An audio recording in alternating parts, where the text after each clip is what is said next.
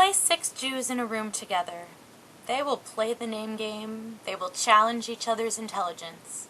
But when a nigun, a wordless melody, arises from the chatter, the energy steadies, the challenge ends. A connection between the individuals deepens, and often the people will join together in song. Individually and universally, we continually strive to repair the world, to mend the brokenness, tikkun olam. It has been my experience that music, and for Jews, Jewish music, has the power to open blockages, reestablish connections, and to some extent, heal the brokenness. Whether we are conscious or not of its presence and power, ready or not to listen and join in, Jewish music, by nature of familiarity, ancient existence, and innate character, is an essential part of our struggle toward wholeness and healing. Music of the High Holy Days is sacred and special. For some, it tells stories and helps recall past memories. It may challenge you to enjoy the present, or it may renew an image of the future. It functions as a thread for the experiences and pleasures that sustain us through the years and connects us to past generations. Our ancient tunes, chants, and words seem to provide meaning and connection to something much bigger. When I work with Jewish people, it's the music that sparks the conversation.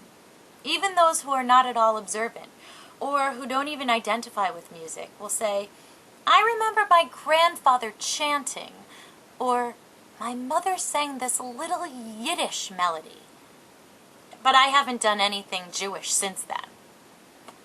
But that's the music that brings the tears. There is music that is primal, deeply embedded in our past, in who we are.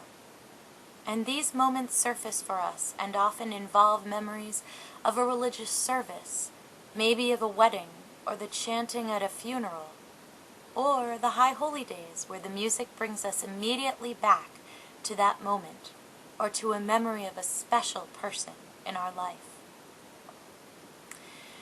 I began this session with the melody of the Kol Nidre, one of the most famous melodies for Jews throughout the world. Where did this melody come from? Some believe from gypsy music, or from the church. Maybe from the Spanish Jews. Perhaps they sang it to express their fear as they were escaping the watchful eye of the Inquisition. It was probably created between the mid-15th and 16th centuries.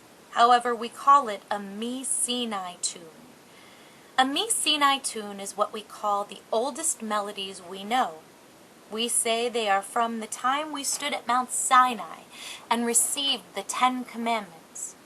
Obviously, there is no evidence of this, but you get the idea. Some other Mi-Sinai melodies from the High Holy Days are B'chayechon uvyomechon Uvchayedecho Beit Yisrael Ba'gala Uvizman Kariv V'yimaru Amen.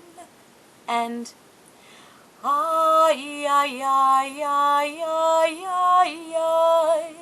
Ay, ay, ay, ay, ay, ay.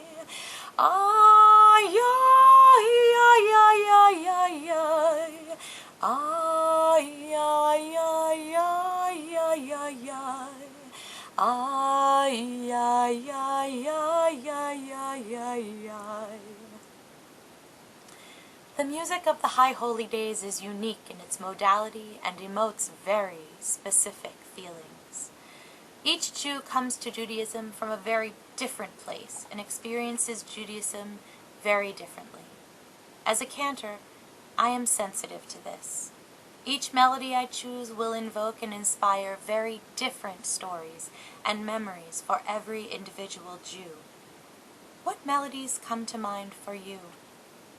Which touches your soul? What emotions does it bring, and why?